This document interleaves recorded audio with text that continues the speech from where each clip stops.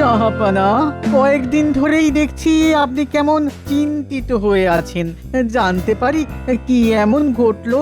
হ্যাঁ উজির, একটা কথা কেবলই পাক দিয়ে চলেছে মগজের নানা কোণে। একটা অতি ছোট শব্দ, অবিদ্যা। অবিদ্যা কি? ও, এটা আবার কোনো শক্ত কথা হলো নাকি?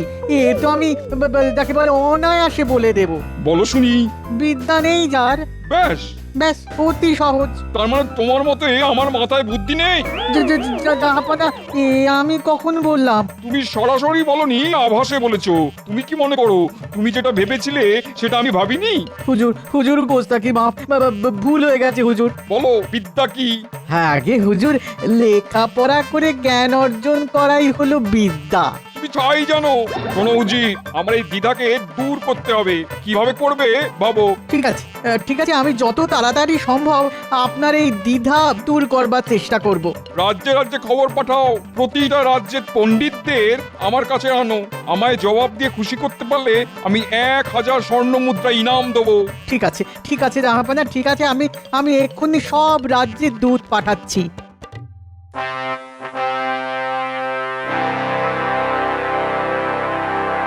মহারাজ, নবাবের দূত এসেছেন। এই রে, আবার কি হলো? এই নবাবের দুধ এলেই না ভয়ে বুকটা কেমন ধরফর করে। যাও যাও প্রহরী, ডেকে নিয়ে এসো নবাবের দুধকে। যথা আজ্ঞা মহারাজ।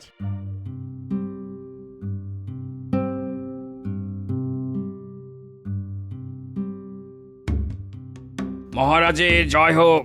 বলো বলো দুধ, কি সংবাদ? নবাব বাহাদুর খবর পাঠিয়েছেন যে একটা বিশেষ কারণে আপনার রাজ্যের সবচেয়ে বিচক্ষণ ব্যক্তিকে নবাব বাহাদুরের প্রয়োজন। নবাব বাহাদুর সব রাজ্যের রাজাদের এই খবর পাঠিয়েছেন।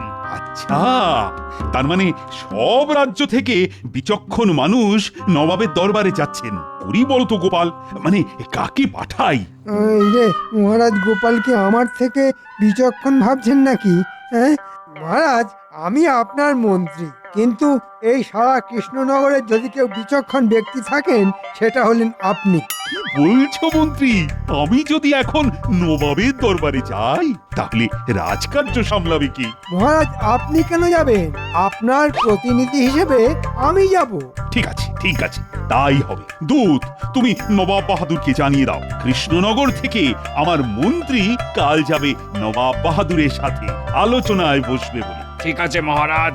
ব্যাস, মহারাজ নিজের পায়ে কুড়ুলটি মারলেন। কি আনন্দ! আহ, কি আনন্দ! শোন, খুব শিগগির আমি কৃষ্ণনগরের রাজা হচ্ছি, শুধু স্বাক্ষরটাই বাকি। আমি কাল মুর্শিদাবাদ গিয়ে নবাব বাহাদুরের স্বাক্ষর করিয়ে নিয়ে আসছি। আমি রাজা আর তোরা দুজন হবি আমার মন্ত্রী।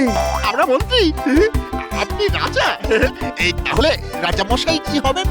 খাজানজি টাকা পয়সার হিসেব রাখবে আর গোপালটাকে একবারে দূর করে দেবে। তাই রে, জিনিসপত্র বেঁধে ছেড়ে নি। হ্যাঁ, ওই ঠাকুর ঠাকুর করে নবাব বাহাদুর সই করে দিলে নিশ্চিন্ত।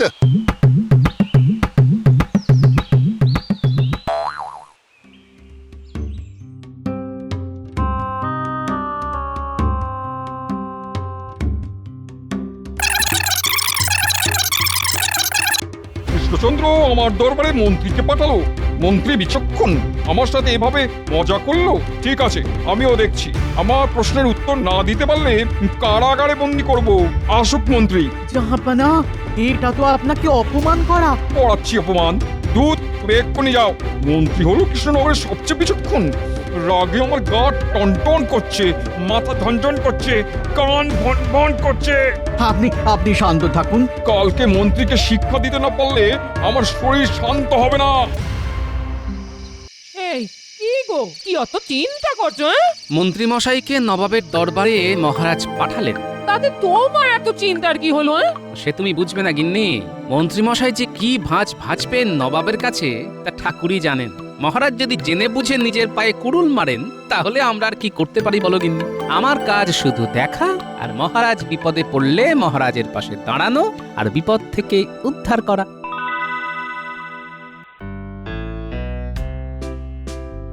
না না গোপাল, এ কিন্তু তোমার ভারী অন্যায়। সবাই কি একভাবে একরকম থাকতে পারে? বোকা সরল একদিন না একদিন তো তাকে ঠিক মানুষ হতেই হবে। ঠিক কথা। তাহলে মন্ত্রীমশাই এখন মুর্শিদাবাদে মানুষ হতে গেছে। মানুষ হতে গেছে মন্ত্রী মশাই। এতদিন ছিল পশু, বুদ্ধির বিকাশ ঘটেনি এখনো, ছিল সে কোলের শিশু। দেখো সভাকবি, মন্ত্রী মাঝে মধ্যে গোলমাল করে ফেলে বটে, কিন্তু তবু তো সে রাজ্যের মন্ত্রী, তার তো একটা সম্মান আছে। ক্ষমা করবেন মহারাজ, করেছি গর্হিত কাজ। মহারাজ, আমি কামনা করি এবার অন্তত মন্ত্রীমশাই এমন কিছু কাজ করবেন না যাতে করে আবার আমাকে তার ভুলের খেসারত দিতে যেতে হয়। আমি তো তার ভুলের খেসারত দিতেই আছি। কি এত বড় কথা? তোমার খুব অহংকার, তাই না? ঠিক আছে, ঠিক আছে, আজকের পর থেকে তোমাকে আমার আর প্রয়োজন নেই, তুমি আসতে পারো। ঠিক আছে মহারাজ, আপনার আজ্ঞা শিরোধার্য। আজ থেকে গোপালের নাম আমার কাছে আর কেউ করবে না। আজকের মতো সভা এখানেই শেষ করলাম।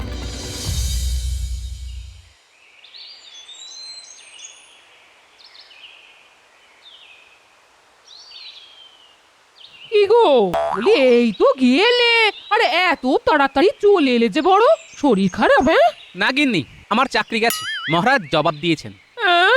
সে কি গো, এবার কি হবে? গিন্নি আমাকে বোকা শোকা মনে করে বোকা বানায় সবাই।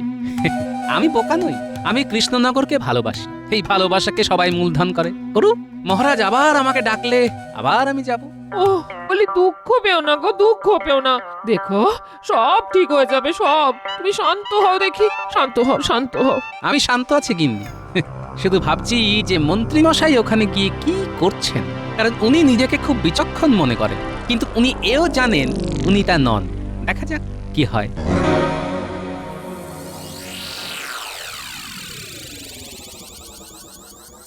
কৃষ্ণনগর থেকে মন্ত্রী আপনার সাথে দেখা করতে চান জাহাপানা। পাঠিয়ে দাও। নবাব বাহাদুরের জয় হোক। কি, কেমন আছো? কৃষ্ণনগরের খবর কি? কি আর বলবো নবাব বাহাদুর, রাজ্যের লোক বড় কষ্টে আছে। মহারাজের রাজকার্যে মন নেই। সে কি, তাহলে কৃষ্ণচন্দ্র করে কি? মহারাজের কথা আর কি বলবো, ওই এক গোপাল জুটেছে, গোপালকে নিয়ে সারাদিন হই হই রই রই করছে। বটে। এই মোক্ষম সময় নবাব বাহাদুরের কাছে নিজের নামটাই বলে ফেলি। নবাব বাহাদুর, আমার একটা আর্জি আছে, মানে ওটা ওটা রাখতেই হবে নবাব বাহাদুর। আরজি বলে ভালো। মানে ভয়ে বলবো না নির্ভয়ে বলবো? কিছুটা ভয়, কিছুটা নির্ভয়ের সাথে বলো। মানে মানে ঠিক বুঝলাম না। উজির, শোনো মন্ত্রী, তুমি তোমার আর্জি নির্ভয়ই বলতে পারো, কিন্তু এর মধ্যে কিন্তু আছে। কিন্তু একটা থাকবেই। তোমার আর্জি যদি জাহাপনার পছন্দ না হয় তাহলে ভয়ের ব্যাপার আছে। থাক থাক, আমার আর্জি আর জানাবো না। না না না, তা তো হবে না।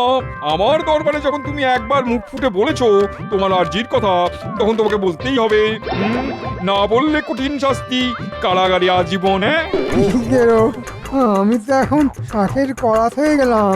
হ্যাঁ, বললেও বিপদ আর না বললেও কারাগার। হ্যাঁ, যা থাকে কপালে বলেই দি। নবাব বাহাদুর, আসলে কৃষ্ণনগরের বিপদ আমি আর সইতে পারছি না, তাই নবাবের কাছে আর্জি, মহারাজ কৃষ্ণচন্দ্রকে সরিয়ে নবাব বাহাদুর যদি রাজা আমাকে করেন, তাহলে সমস্ত কৃষ্ণনগরের প্রজা আপনাকে দুহাত তুলে আশীর্বাদ করবে। বুঝলে উজির, কৃষ্ণচন্দ্রের মন্ত্রী রাজা হওয়ার স্বাদ হয়েছে। উজির, কি বলো, একে রাজা বানিয়ে দিই? জাহাপনা, জাহাপনা, জাহাপনা, আপনার ইচ্ছেই তো সব। আর কয়েক মুহূর্ত, আর কয়েক মুহূর্ত, তারপরেই আমি রাজা। আমি কি স্বপ্ন দেখছি? একটা একটা চিমটি কেটে দেখি তো। ওরে বাবারে! কি হলো, চিৎকার করলে কেন? মন্ত্রী থেকে রাজা হবার আনন্দে, হ্যাঁ তাই না? তা রাজামশাই, এবার আমার প্রশ্নটার জবাব দিতে পারলেই ব্যাস তুমি রাজা। হ্যাঁ হ্যাঁ হ্যাঁ হ্যাঁ হ্যাঁ, সব প্রশ্নের জবাব দেব। হ্যাঁ, যার জন্য তোমাকে ডাকা, বলো অবিদ্যা কি? এই যে, এটা তো কঠিন প্রশ্ন, কি বলি? একটা কিছু তো বলতেই হবে, বলে দি কপাল ঠুকে। আগে বিদ্যা না থাকলেই তো অবিদ্যা। কেমন ঠিক বলেছি? প্রমাণ দাও, আর প্রমাণ দিতে না পারলে আজীবন কারাগারে থাকবে। তোমাকে তোমাকে 1 ঘন্টা সময় দেওয়া হলো। ভাবো ভাবো মন্ত্রী, ভাবো, নইলে বিপদ।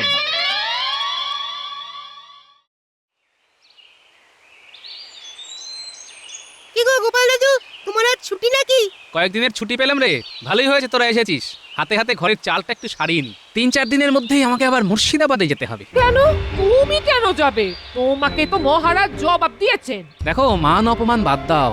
যখন দেশের প্রয়োজন পড়ে তখন মান অপমান মনে রাখতে নেই গিন্নি। দেশ আগে। রাজার উপর আমাদের রাগ থাকতেই পারে, রাজার উপর রাগ করে দেশের ক্ষতি করা মূর্খামি। বুঝলি বাবারা, দেশকে ভালোবাসতে হবে, তবেই দেশও তোদের ভালোবাসবে।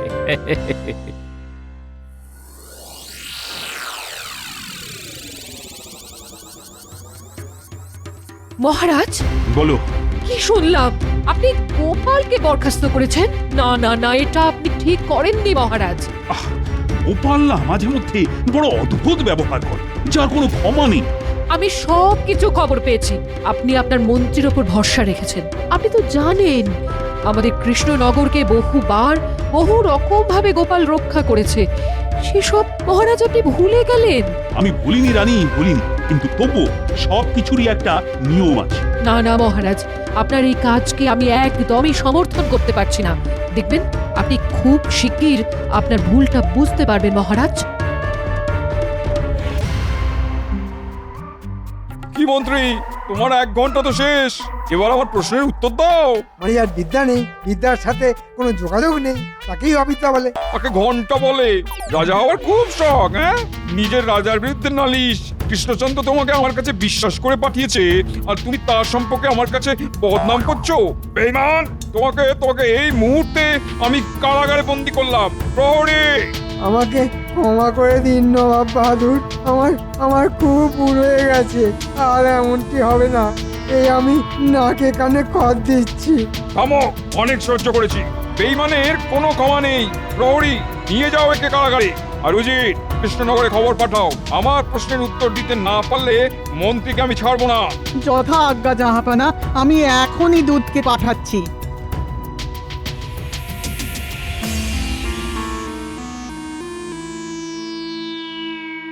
মহারাজের জয় হোক। বলো বলো, কি সংবাদ? মহারাজ, নবাব সাহেব আপনার মন্ত্রীর ওপরে খুব বিরক্ত। মন্ত্রীকে উনি কারাগারে বন্দি করেছেন। এখন আপনাকে নবাব বাহাদুর আদেশ দিয়েছেন যে আপনাকে অবিলম্বে মুর্শিদাবাদে যেতে হবে এবং মহারাজের প্রশ্নের উত্তর দিতে হবে। এই রে, আমায় পরীক্ষা দিতে যেতে হবে সেই মুর্শিদাবাদে। মরেছে। তা কি প্রশ্ন, সেটা কি নবাব বাহাদুর জানিয়েছেন? হ্যাঁ, অবিদ্যা কি উদাহরণ দিয়ে বোঝাতে হবে। ও পণ্ডিত, উত্তরটা জানা আছে? মানে অবিদ্যা কি?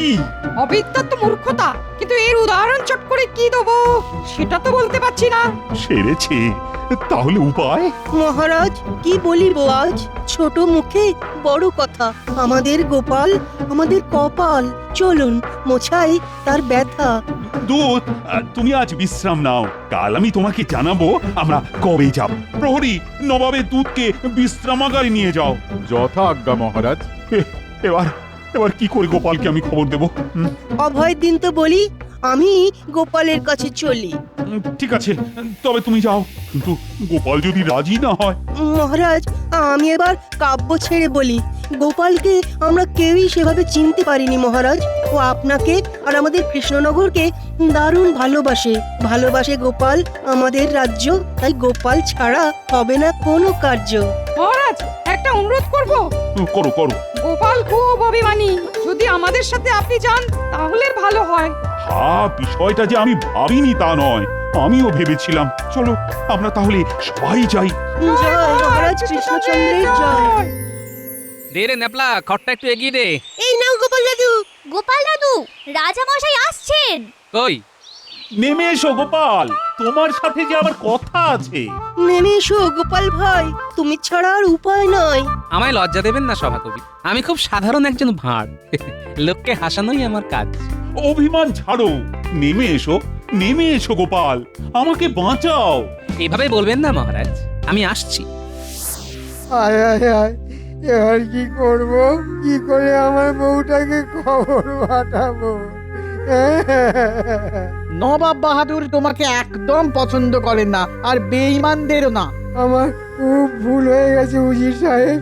নবাব বাহাদুরকে বলে আমাকে ছেড়ে দেবার একটা ব্যবস্থা করে দিন না, দিন না। আমি তোমার হয়ে নবাব বাহাদুরকে বলে আর কারাগারে যেতে চাই না ভাই, তাই এখন আমি যাই। ও উজির সাহেব, শুনুন, দাঁড়ান না, দাঁড়ান না। গোপাল, অবিদ্যা কি সেটা উদাহরণ দিয়ে বোঝাতে হবে। আচ্ছা, বুঝলাম। মহারাজ দূতকে বলুন আমরা 7 দিন সময় নেব। 7 দিন পরে আমরা সবাই মুর্শিদাবাদে যাব এবং অবিদ্যা কি সেটা হাতে কলমে বলে দেব। দূত, আমরা নবাব বাহাদুরের থেকে 7 দিন সময় চেয়ে নিচ্ছি। 7 দিন পর আমরা সবাই যাব। ঠিক আছে মহারাজ। মহারাজ, আমি আজকেই ছদ্মবেশ ধরে মুর্শিদাবাদে যাব। আমাকে এর জন্য 10টা মোহর দিতে হবে মহারাজ। ঠিক আছে, আমি এক্ষুনি খাজাঞ্চির কাছে খবর পাঠাচ্ছি। প্রহরী, খাজাঞ্চিকে ডেকে আন। আমি মোহর নিয়ে এক্ষুনি মুচির কাছে যাব। একটা ভালো জুতো বানাতে হবে। মুচি জুতো মানে? মানেটা জানবেন 7 দিন পরে। আর একটা কথা মহারাজ, আপনি মুর্শিদাবাদে পৌঁছে নবাবকে বলবেন যে গোপালের মন খারাপ, ওর একটা মূল্যবান জিনিস হারিয়ে গেছে। পরে আমি গিয়ে সব বুঝিয়ে দেব। কথাটা মনে থাকবে তো? থাকবে, থাকবে। দাও দাও খাজাঞ্চি, গোপালকে 10টি মোহর দাও। এই নাও গোপাল, নাও। আমি এবার তবে যাই মহারাজ। যাই বলতে নেই গোপাল, বলো আসি। আসি মহারাজ।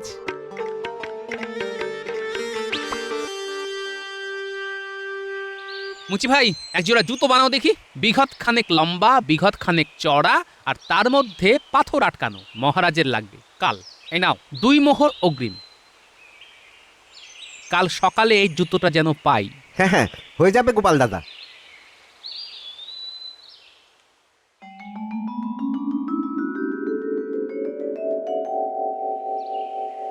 কৃষ্ণনগরের মহারাজ 7 দিন পরে আসবেন। 7 দিন? ঠিক আছে, 7 দিন পরে না এলে কৃষ্ণনগর আক্রমণ। যথা আজ্ঞা জাহাপানা। আমার ছদ্মবেশটা কেমন হয়েছে গিন্নি? সাধু সাধু লাগছে? তাই ছদ্মবেশ ধরে তুমি মুর্শিদাবাদ যাবে? যাব না? বিদ্যা আর অবিদ্যার ফারাকটা তো বোঝাতে হবে। আমি আসছি গো গিন্নি, গারোয়ান বলা আছে কাল ভোর ভোর নবাবের দরবারে পৌঁছতে হবে। আসি গো। আচ্ছা আচ্ছা, ঠিক আছে ঠিক আছে, সাবধানে। দুগা দুগা দুগা দুগা দুগা দুগা, ভালো রেখো না, দেখো না।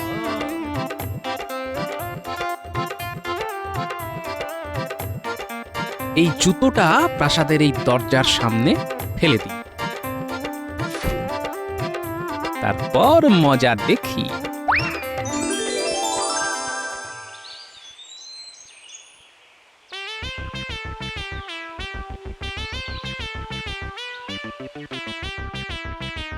এটা কি? হ্যাঁ, জুতো। এই আবার কি রকম জুতো? এত বড় জুতো!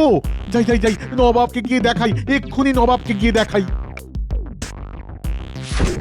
জাহাপানা, জাহাপানা, জাহাপানা, এক পাটি জুতো, জুতো। জুতো এত বড় কোথা থেকে পেলে? প্রাসাদের দরজার সামনে। জাহাপানা, এ নিশ্চয়ই কোনো মহাপুরুষের জুতো। এত বড় জুতো কোনো সাধারণ মানুষের তো হয় না। ঠিক বলেছো, আমারও তাই মনে হচ্ছে।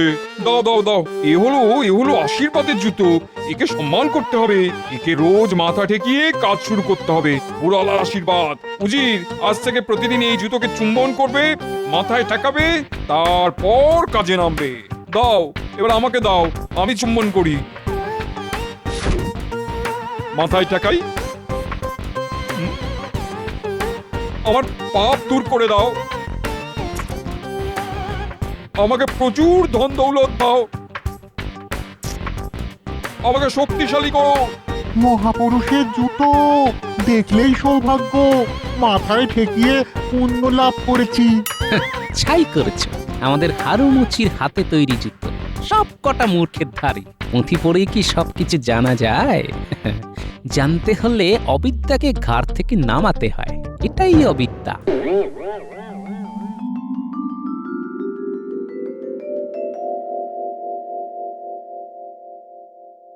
গোপাল কোথায় কৃষ্ণচন্দ্র? ওই গোপালের খুব মন খারাপ। কি যেন হারিয়েছে বলে তার মন খুব খারাপ। বলল আপনারা যান, আমি আসছি। এবার বলুন নবাব বাহাদুর, আমার মন্ত্রী কি করেছে? ও একটা বোকা এবং বেঈমান। আমার কাছে বেঈমানের কোনো ক্ষমা নেই। তুমি ওকে পাঠিয়েছিলে, ও এখানে এসে তোমার বদনাম করে নিজে রাজা হতে চাইছে। আমি ওকে কারাগারে বন্দি করেছি। এখন বলো অবিদ্যা কি? এবার নবাব বাহাদুরের কাছে যাওয়ার সময় হয়েছে। তাড়াতাড়ি না গেলে আবার মহারাজের বিপদ। বলো অবিদ্যা কি? নবাব বাহাদুরের জয় হোক। এই তো গোপাল এসেছে। তোমার কি হারিয়েছে গোপাল, যার জন্য তুমি এত করুণ মুখে? আর কি বলবো নবাব বাহাদুর, আমার প্রপিতামহর একজোড়া জুতো ছিল, তার এক পাটি চুরে গেছে। বলো কি, জুতো চোর? আমি একজোড়া জুতো নিয়ে সব জায়গায় যাচ্ছি। এই দেখুন, এই রকম জুতো কি কোথাও দেখেছেন? মানে এটা তোমার প্রপিতামহের জুতো? উচিত তুমি বললে ওটা কোনো মহাপুরুষের জুতো। ছি ছি ছি ছি ছি ছি। আমি জুতোটাকে মাথায় ঠেকিয়েছি, চুম্বন করেছি। ইস, তওবা তওবা। নবাব বাহাদুর, এটাই হলো অবিদ্যা। কোনো কিছু বিচার না করে গড্ডালিকায় গা ভাসানোকেই বলে অবিদ্যা। তুমি সবার সেরা গোপাল, কৃষ্ণনগরের অহংকার। বলো বলো বলো, তুমি আমার কাছে কি উপহার চাও? আপনার করুণা থেকে আমাদের নদিয়া জেলা যেন বঞ্চিত না হয়। আর মন্ত্রীমশাইকে না গোপাল না, যে পেছন থেকে ছুরি মারে তাকে ক্ষমা করব না। ওকে শাস্তি পেতেই হবে। মেয়াদ শেষ হলে ফিরে আসুক, কাজে নেব, কিন্তু অপরাধীকে তার অপরাধের শাস্তি পেতেই হবে। নাও নাও, সবাই মিলে বলো জয় গোপালের জয়। জয় গোপালের জয়। কৃষ্ণনগরের গর্ব গোপাল। আমার মুর্শিদাবাদে গোপাল নেই বলে কৃষ্ণচন্দ্র তোমার উপর আমার ভারী হিংসে হয়। জয় গোপালের জয়। জয় গোপালের জয়।